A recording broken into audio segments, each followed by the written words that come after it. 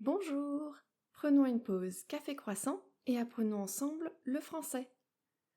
Aujourd'hui, on va parler de livres audio et de la plateforme Audible.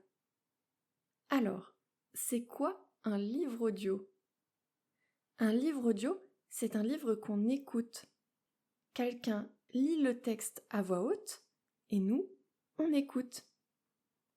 C'est comme une histoire racontée, mais souvent avec une belle qualité de son et parfois même plusieurs voix, et de la musique d'ambiance, voire même des bruitages, comme dans un film audio.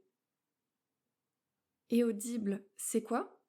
Audible, c'est une application et un site internet qui appartiennent à Amazon. On y trouve des milliers de livres audio, des romans, des livres de développement personnel, des biographies, des livres pour apprendre une langue. Il y a vraiment beaucoup de choix. Il existe aussi d'autres plateformes, mais personnellement, je suis abonnée à Audible et je trouve que leur bibliothèque est vraiment très fournie. Fournie, ça veut dire remplie. La bibliothèque est pleine. Il y a du choix, elle est fournie.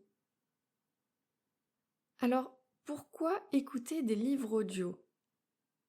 Eh bien, écouter un livre audio, c'est pratique. On peut l'écouter dans les transports, en faisant de la cuisine ou en marchant. C'est une façon facile de gagner du temps et de profiter d'une histoire, même quand on n'a pas le temps de lire avec nos yeux.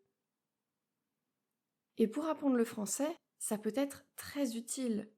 Ça permet d'entendre la prononciation naturelle, le rythme de la langue, et vous pouvez même suivre le texte en même temps si vous avez le livre papier ou numérique. Personnellement, j'écoute beaucoup de livres audio.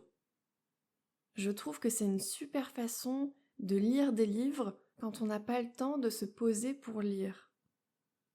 Ça me permet de faire autre chose en même temps, quelque chose de très manuel ou de mécanique. Par exemple, si je fais de la couture ou si je fais du ménage, mon esprit peut se concentrer sur un livre. Presque tous les livres que j'écoute sont en anglais. J'aime bien avoir accès à la langue originale d'un livre ou d'un film autant que possible. Je préfère ça plutôt que les traductions. Donc j'écoute plein de livres audio en anglais et ça me permet de travailler ma compréhension orale dans cette langue. En ce moment, j'écoute les livres de Brandon Sanderson, un auteur de fantasy. J'ai écouté la trilogie Mistborn et j'ai vraiment accroché. Donc j'ai enchaîné sur une autre série qu'il a écrit. Et donc actuellement, je finis le premier tome de Warbreaker. Pour apprendre le français, si vous avez déjà un certain niveau de compréhension, vous pouvez essayer d'écouter un livre audio en français.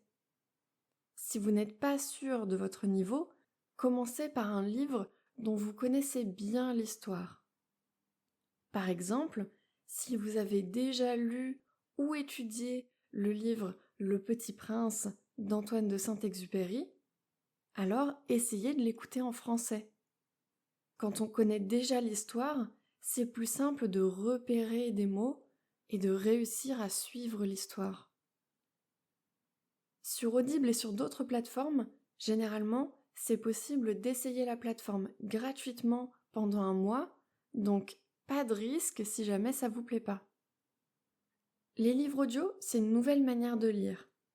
C'est pratique, agréable et parfait pour améliorer votre français sans stress.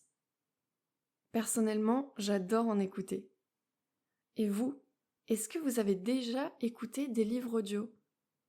Répondez-moi sur Threads et si vous aimez notre podcast, n'hésitez pas à nous laisser une note et un commentaire sur votre plateforme d'écoute. Merci d'écouter notre podcast, je vous souhaite une très bonne journée et à demain pour un nouvel épisode de La Pause Café Croissant.